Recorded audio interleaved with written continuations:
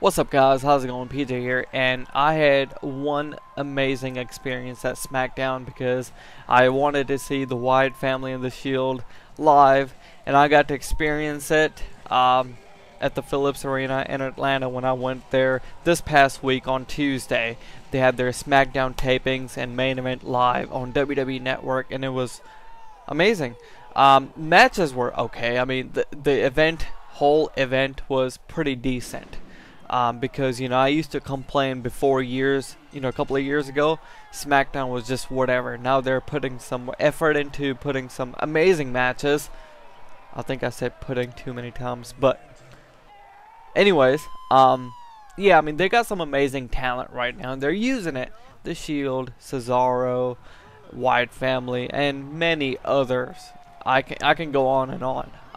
It's just the fact that they had some bad years, and now they're using their new superstars and with their new gimmicks.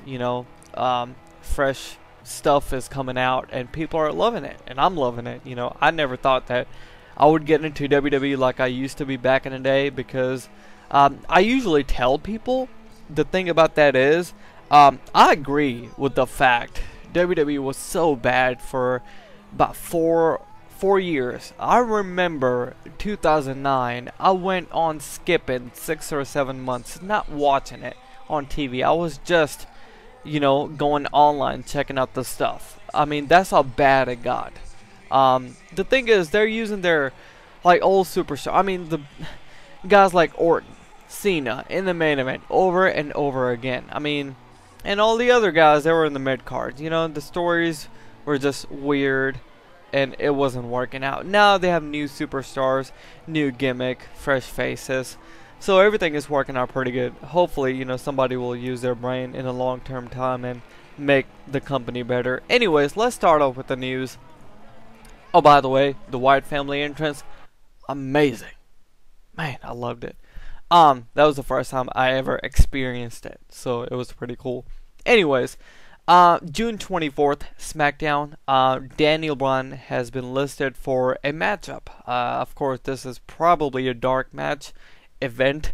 Daniel Bryan and the Shield versus Randy Orton and the Wyatt family. Our dark event at the SmackDown was the Wyatt family versus Shield. It was mediocre. It wasn't all that, but the ending was amazing because the crowd got hot as soon as Roman Reigns got tagged in, and it was just on from there. Anyways, yeah, there is on Daniel Bryan, because Daniel Bryan hasn't been wrestling for quite a long time now because of his injury. Let's see here. Oh, by the way, on Tuesday they actually mentioned on TV saying that at the pay-per-view Payback, Stephanie McMahon, they're going to have an angle where Stephanie is going to come out, and Daniel Bryan, he has to make a decision on either choosing Brie Bella being in the WWE or give up on his WWE World Heavyweight Championship. So he has two options to pick from, either the championship or Brie Bella, because they just basically talked about this on Monday Night Raw, but they never showed it on the screen. But this past Tuesday they actually did. So there's that. This year, WWE, you should know about this. I'm sure lots of people have been keeping up with this. Of course, they haven't went public with this. I don't think they have. This is a very scary stat, and pretty interesting, because I'm looking at this. This year, WWE has lost lots of money already. I mean, and they are going to. And they are already expecting to lose from somewhere around $45 million through $52 million. And that is pretty darn scary. But, lots of people were complaining, or should I say, they were spreading rumors saying that, oh my gosh, the company is going to go out of business. No, it's not. It's not going to go out of business. I mean, yet, of course, Vince McMahon, he has lost lots of money, and that's pretty depressing for him because he's not a billionaire anymore. The thing is, he's probably upset over just, losing some money, but yeah, the company is not going to go out of business. WCW in 2000 year lost What does it say here? Let's see. I thought I just read this. Where did it go? Huh. I thought I read about WCW. I think they lost. Oh yeah, $62 million. That is unbelievable. $62 million. Man, what were they thinking? Anyways, all hail Attitude Era. Backstage update on The Undertaker's health. Okay. I don't know why is this update even up, because it really doesn't make any difference to even read it or not. Basically, there is no update. Even though this one says that he's still pretty much banged up from his matchup. I'm sure he's probably, you know, just not in a way. Okay, you know how you work out and you get so used to working out? Of course, Taker doesn't wrestle every day. And if you go out there, get beat up, and do all kinds of physical stuff one night, of course you're going to be banged up.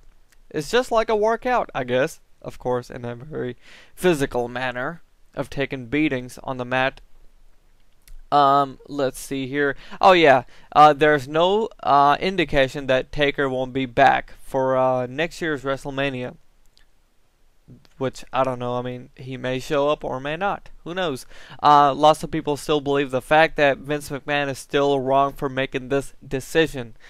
Which I do agree, kinda, sorta, but then again, you know, Vince always said this: if you're gonna go out, you know, retire, you should always lose the matchup rather than winning. That's always been like a rule in his brain or something like that. Let's see here. What else? I think I have covered up pretty much everything. Yep, and that's pretty much it. So at this week, or should I say, pay-per-view this Sunday, the matches are El Torito versus Hornswoggle, mask versus hair match. That's going to be pretty interesting. They make a huge deal of this crap. I mean, on Monday Night Raw, they were like, "Oh my gosh, this is barbaric," and all that crap. You know, when they tore off, or they pulled El Torito's tail, they were like, "Oh my gosh, that's a really huge deal," you know. No holds barred 6-man elimination tag team matchup, and the matchup is between Evolution and the Shield members, so that's going to be pretty darn awesome. I think that Evolution is going to come out on top. I'm not sure, but still, I have a feeling. And hopefully, you know, in the near future, they'll do Roman Reigns versus Triple H at one point, maybe at SummerSlam. Who knows? Cena versus Bray Wyatt. Oh, by the way, last man standing match between one of the Usos members at this past week's SmackDown. It was decent. I thought it was going to be like, you know, like 2 or 3 minute matchup, but it was actually lengthier than that. Bad News Barrett versus Rob Van Dam for the Intercontinental Championship, by the way. Barrett and Sheamus had a matchup at SmackDown. Spoiler alert! Sheamus won the match, in case you didn't want to hear, so that's why I said spoiler alert. Sheamus versus Cesaro for the United States title. Paige versus Alicia Fox for the Divas Championship. And that's it. So far, these are all the matches. Wait a second. I know they were doing something with... I think, oh yeah, that's right. They haven't added...